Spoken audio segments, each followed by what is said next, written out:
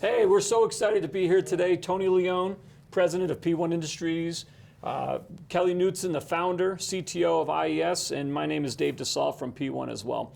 We're so excited to talk to you about what IES is doing in the marketplace, the journey that we've taken over the last couple of years with P1 and IES coming together. And you know, we're kind of in a special moment right now because over the last couple of months, we're going to talk about this today. We were able to cast a new vision for our company, P1 Industries, which is a contract manufacturing company in upstate New York. We've been working with IES for the last couple of years, and now we're launching kind of a new integrated business to really take the market by storm. And our vision and our mission is to be the market leader for CO2 extraction equipment globally for hemp and cannabis. So today I have Kelly Knutson and Tony, and let's start from the beginning. We want to talk about how we met. And Tony, you tell that story better than anyone else. Well, it actually is a really great story, but so my background's aerospace, defense. I spent 17 years in Southern California. I was lucky enough to meet Dave many, many years ago. It was love at first sight. Love at first sight. Well, for one of us. And then, you know, so we've worked together for 15 years. We're in the power generation, aerospace, defense market in upstate New York. Dave was in a financial meeting down in New York City, and they had mentioned the fastest growing market in the United States. And Dave raises his hand. He says, you know, aerospace and defense. And he said, no, cannabis. 2 days later, I'm on a... Well, actually, before that, you know, I was at this meeting in New York City, and a company called Viridian Capital was hosting kind of an event to talk about the cannabis industry. So we're sitting in this meeting, and I was there with my buddy. We're drinking a few beers, just kind of not paying attention really, because as a contract manufacturing company in upstate New York, I said, what does cannabis have to do in manufacturing? So at the end of the talk, the gentleman made a comment. He said, if everyone in this room wants to grow their business, you need to be doing something in the cannabis industry. So I raised my hand and I said, you know, what can a contract manufacturing company do in cannabis? And he said a couple of words. He said supercritical CO2 extraction. And at the end of the session, I said, hey, can I buy you dinner? I want to learn more about what you're talking about. And after that dinner, I came back to Schenectady and I talked to Tony and I said, Tony, we got to explore this. 2 days later, I'm on a plane to Seattle at a extraction exhibit. And I was lucky enough to, actually the first booth that I stopped in was Kelly Knight, and I met, That's right, go ahead. So the first booth I stopped in was isolate extraction. I noticed, you know, that they were actually the first booth. They were very kind. We stopped. We started talking to them, you know, about their product, and I started looking at some of the components on the machine, and I thought, boy, this would be a perfect fit. So we said hello. We walked to a couple other booths, and we always ended back up with Kelly and Adam. And 3 days later, I came back to New York. They sent us over a NDA, and well, actually, the story is a little bit deeper than that because you made a phone call to IES, and we got a gentleman on the phone who happened to be from our hometown. Yep. And they kept talking about upstate New York, Schenectady, New York, and Tony, you know, the guy says, you know what I miss about upstate New York? I miss Poland Spring water. You remember this? That's right, yeah. So Tony comes to my office and goes, we've got to buy 2 cases of water and ship it to IES in Colorado. I go, what the heck are we sending water to a customer for? And in long story short, it kind of started building a relationship from there on. Yeah, that opened the doors. Kelly, before we talk more about our relationship, give the audience a quick snapshot of IES. You started in 2012. You designed the equipment from the ground up. You became a pretty significant market leader. Just go through that story a little bit. Yeah, so founded Isolate Extraction Systems in late 2012 after getting inspiration from working within the cannabis industry and finding an opening for cannabis-based extraction equipment that was not readily available at the time. And what was available was a little bit cumbersome. It didn't have any automation to it. There was very low flow rates. The functionality wasn't there. And I knew that that was something that I had a lot of passion for and wanted to get into. So the first couple years was development of the product itself within the business that I was working at the time, and you know, expansion of our manufacturing resources and engineering base from there. Fast forward to when I met you guys. Yeah, curious. When you first met Tony Leone, you're in the booth in Seattle, right? Yep. CannaCon show. Tony's been going to aerospace shows his whole life. Now he's going to CannaCon shows. Tony always wanted to be on the cover of Aerospace magazine. Now he wanted to be on the cover of Cannabis, wearing a big gold chain. Yes. Right. So, going as a equipment manufacturer, going to a trade show, generally you don't expect to get a lot of connections as it relates to manufacturing or support for your business in particular. We do. Hey, you're there looking for clients. Yeah, we're there looking for clients. We're there looking for strategic relationships with other manufacturers, Yeah. whether it be upstream or downstream equipment from what we provide. And so when Tony and Herb first came through the booth, it was, I kind of dismissed them a little bit at first. What was your first impression of Tony Leone? I got to know. Please no. I've never asked a client. We've been working together for 16 years. I've never asked a client what their first impression of Anthony Leone is. Here's another New Yorker trying to sell me something. I gotta get back to selling my own stuff. Well, what it are you works. doing here? He was wasting your time. I knew you wasted people's time when you went to their booths. I work. No, you but I weren't? knew when they came back around and how they were talking about everything that they were serious. I didn't know the capabilities yet, but it seemed like they were obviously had the interest with IES and getting into the industry. And The it third seemed like, time I came around, there was a picture of me with a line going through it. do not allow this man in the booth. It's funny because when Tony came back, him and Herb, we were talking about isolate extraction systems, and Herb gave me your card. Yeah. And he says, we really got to connect with these folks. They're going somewhere. We did a bunch of research. And it's hard to get research into cannabis or the extraction industry because there's not a lot of data. New Frontier Data's got a bunch of information and stuff like that, but it was kind of new at the time. Yeah. And we discovered that, we thought your equipment was world-class equipment. In terms of looking at all the different pieces of equipment that are out there, researching on the web, we really felt that we were partnering with, if we could build a partnership, that we were partnering with a world-class company. Yeah, we appreciate that because that's always been our goal, is to be the market leader within supercritical CO2 extraction within the cannabis industry. And once we capture that, to move on to other industries as well. There's incredibly large versatility of industries that CO2 applications are capable of operating within. And you got a broad vision for that. We do, Yeah. yes, we definitely do. Obviously, right now, our target and our passion is the cannabis and hemp industries, to make sure that our clients have the best tools to make the products that they want to make. That's great. So, Tony, quick question. When you first met IES and we started building a relationship as a contract manufacturer, did you have some ideas in terms of where we could take the account at that time? Because you always come to my office. We've been working together a long time. You said, Dave, this is a $2 million account. This is a $5 million account. What was IES, your first reaction? And actually, we have to give Herb a lot of credit. Herb recognized the opportunity immediately. I was on the fence. I looked at a lot of products. I think, Kelly, at that time, you brought a very small machine over to the show at that time. And where it really hit me was my first visit to IES, because I walked through and I just started pointing at parts that we could make. And the timing was beautiful because you were in a growth stage. Yeah. You were looking, so instead of placing 5 pieces here, 5 pieces there, we basically wrapped everything up in a nice, neat little package, and we delivered everything. So it was perfect timing for P1 Industries as well as IES. Yeah, what's interesting too about the timing is, so we started doing a lot of the piece parts components. Obviously they engineered everything. We would buy the raw material, we would convert it to a finished product and ship it out to IES. But at the time, Kelly flew out to Schenectady and he said, we want to bring an industrial product line to market. And right now, at that time they had some smaller machine centers that we called our commercial series, 10 liter, 40 liter, 20 liter sizes. And I never forget, he walked in our conference room and he drew up on a whiteboard, we're looking for vessels, the storage vessel, or the operating vessels for machines in the 50 liter, 100 liter, 200 liter size. So actually, if you look at the picture behind here, this is a 200 liter machine. You see these large vessels, which are almost like 8 foot in length. They're very, very large. They are. They weigh about 3,400 pounds. So we kicked off a co-development relationship there. Yep. And I'm curious, kind of what gave you the confidence that we could work on that project with you? Well, I was working with you guys. We had released a few new products working through you guys.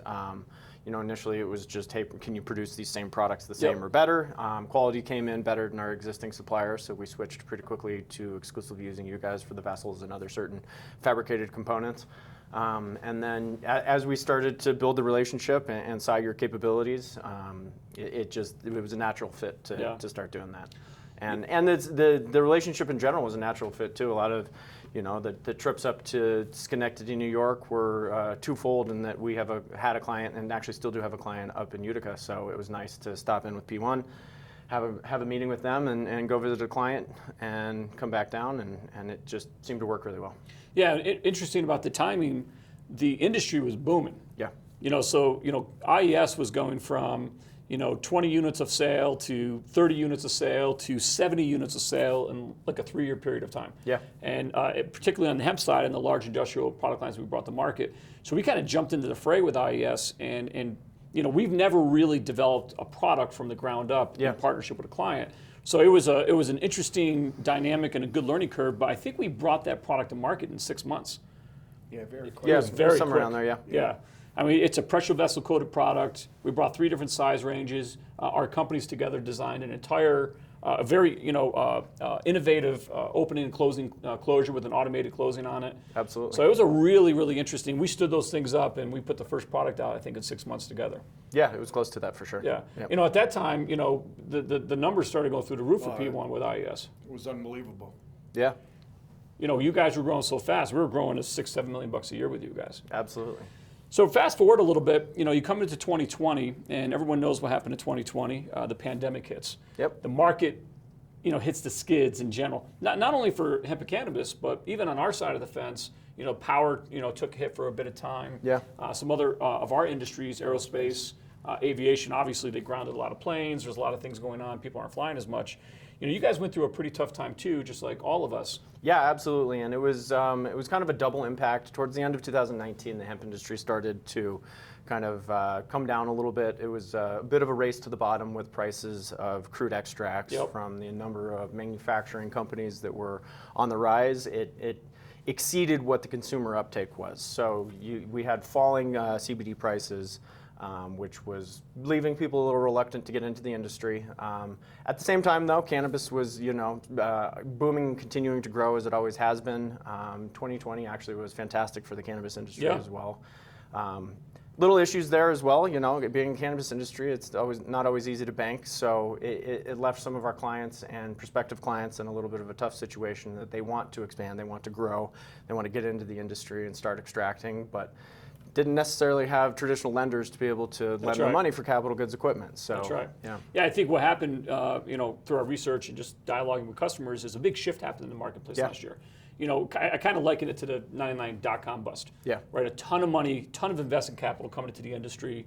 Also, the pandemic hits. The hemp kind of bottoms out in terms of pricing. Cannabis is strong, but now all of a sudden they're starting to buy equipment not based on investment capital, but based on working capital. Correct. Right? Profitability and those types, because there's no traditional lending in the business. Yep. So things kind of came to a screeching halt a little bit during the pandemic.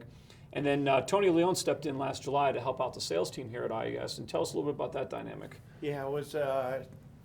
You never sold equipment before. No. I never sold a standard product. So when I came out, I was thrown right into the fire. We had an awful lot of inventory. We didn't have a lot of leads. We were unable to go to shows, and we're we needed incoming calls. We were trying to make some outgoing calls, but we did have some existing customers. And we actually were very fortunate over the last 6 months to exhaust all our inventory, or 90% of our inventory. We sold a couple of real large, the 200-liter industrial units. We have another 2 that are in the pipeline right now. So business is really starting to pick up. The cannabis market is starting to go haywire again. We're really excited about where we're going. We have a great team, and we're looking forward to a strong 2021. Absolutely. Yeah, Tony, we always make the joke at our company, Tony's a road warrior, right? So he's an old school road warrior, probably the best salesperson. He's more than a salesperson, he's a leader, but probably the best salesperson I've ever worked with or experienced in the industrial marketplaces. So he stepped right in with IES and working with a great team at IES on the sales front, and really started generating some activity and started building the base of work back, which was really nice. I think they sold upwards of $10 million in product between July and the fourth quarter of last year. Again, in a year where there was a pandemic and capital goods equipment is expensive and investment capital pretty much dried up. Yeah. Testament to the IES brand, testament to the IES technology, and testament also to the resilience of the team, really staying the course and wanting to continue to build the Yeah, business. and there were some advantages too to the the slowdown in business is that it allowed us tell us about some of those advantages. to focus in on our core products, strengthen the systems themselves, strengthen our service, strengthen our offerings across the board. Yeah. Whereas if we were going gangbusters like we were in 2019, it's hard to do all of that too while keeping all of our customers satisfied with delivery dates and everything else. So it allowed us to kind of slow down a little bit. Yeah. Obviously, we would have been happier without it, but we're stronger because of it. Yeah, I agree with that, Kelly. I mean, we've been working well together for the last couple of years, and obviously the pandemic was a disaster. Yeah. For our country and people that lost their lives and stuff. But the silver lining from a business perspective, it allowed you to slow down a little bit. Yeah. And really zero in on improving our pumps, improving our technology, upgrading our software, putting a lot more hours of testing into the equipment to make sure what we're putting out to the marketplace works perfectly. Absolutely. Yeah, so that was one of the benefits and the blessings from a terrible pandemic, unfortunately. So at that time, Kelly and I started having a lot of conversations around, what does the future look like? So P1, we're a 100-person company. We've been in business for 16 years. We've got a software entity. We've got multiple operating entities in upstate New York.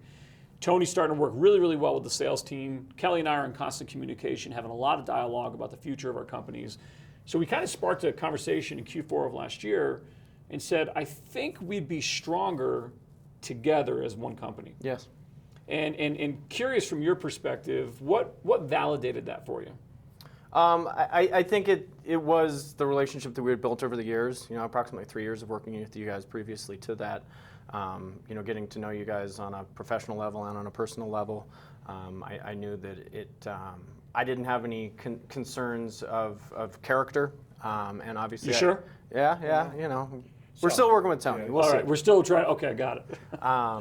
And on the quality side, we knew it was there too. And in order to take it to the next level, we needed to make some adjustments, and it was either grow really heavy here in Colorado, which I love Colorado, but it's a booming market. It's becoming my second home. Costs are rising, and in order to maintain low product prices for our customers and take it to the next level, we decided that it made most sense to put up a manufacturing facility in upstate New York, and that's what we're in the process of doing. Yeah, Tony, your perspective when you were kind of starting to sell for IES, working with the team last summer, you came to me and said, hey, we've got to come together. What was your viewpoint? For me, it was a home run. I mean, we started off as a customer supplier.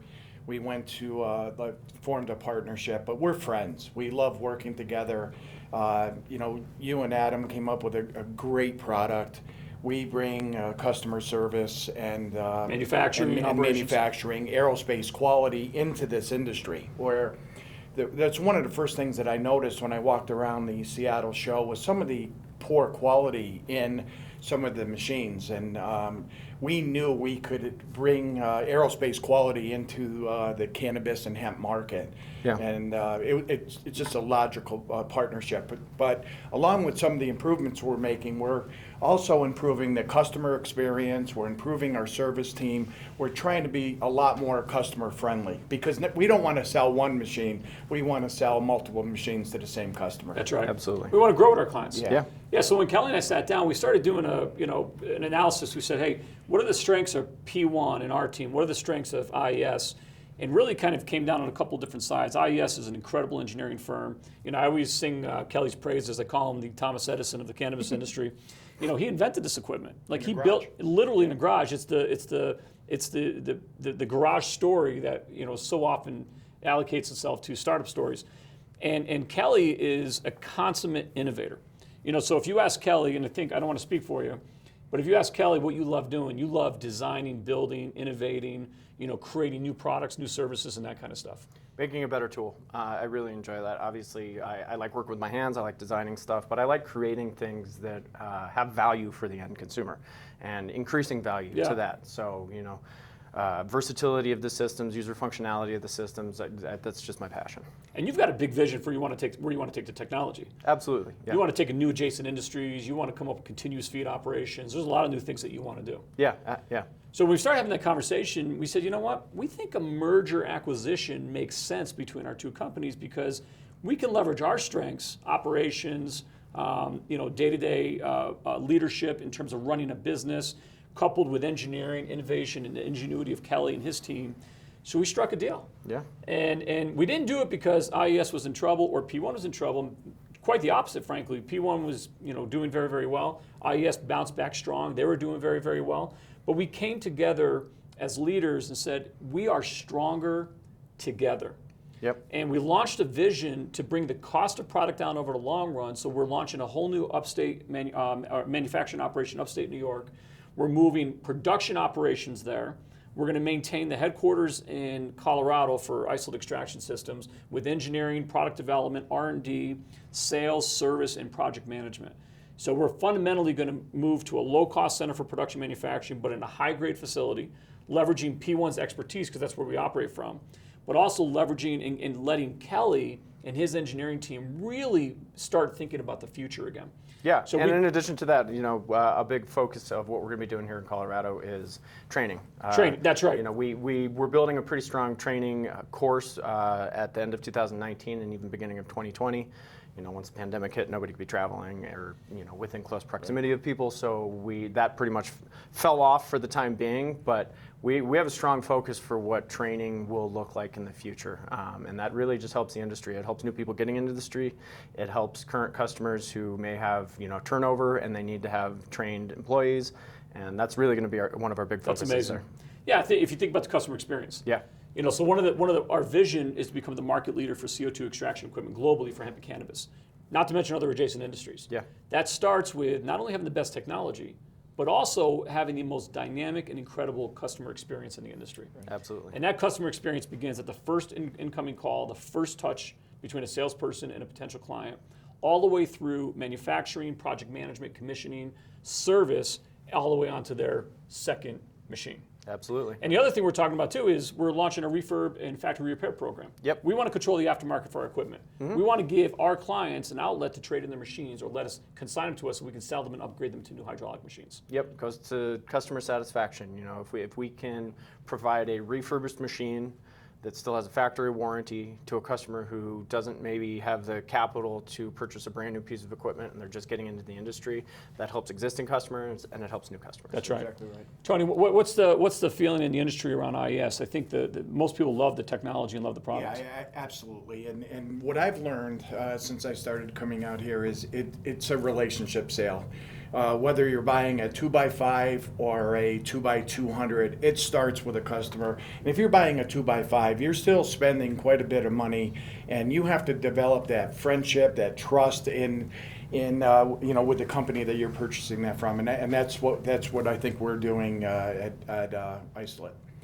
Yeah, one of the big, it wasn't a surprise, but one of the big validations for me stepping in as CEO of IES and Kelly really stepping into the CTO. He's the founder, developing new technologies, bringing Tony. We brought a few other folks from our team to really bring the teams together. They're working so well together. And together, as one entity, as one company, we're stronger than ever. Absolutely. We're on path to grow this thing combined collectively to north of 50 million over the next 24 months. Yeah. We have aerospace 9100, AS900 certifications. We have world-class manufacturing, incredible ingenuity, a vision to become the market leader. We have a team that is passionate and dedicated to make sure the customer experience is perfect each and every time. And IES is coming into 2021 in its strongest footing in terms of strategy, plan, team, capitalization, and technology than it's ever been. Absolutely. Even during the high growth years. Yeah. So we're super excited about the future. The three of us, we work very, very well together. We laugh more than we actually work. Sometimes I figure out I don't know how we get things done. But we have a strong vision for this industry. We have a strong vision for our clients, and we want to be the market leader for CO2 extraction equipment built on the foundation of ingenuity, discipline execution operationally, and a customer experience which is better than anything else in the industry. Would you guys agree? Absolutely. 100%. So we're excited about the future. We're going to be at the NOCO show in Denver at the end of this month. We're also going to be at the MJ Biz show in October in Las Vegas. We have a strong sales team. We're excited. We're having a lot of conversations and dialogue. We're coming out stronger and better. And we can't wait until people see our brand refresh, meet our new team in an integrated company which is more passionate than anything I've been part of over the last 25 years. So thanks very much, and thanks Kelly, and thanks Tony. Thank you. Thank you guys.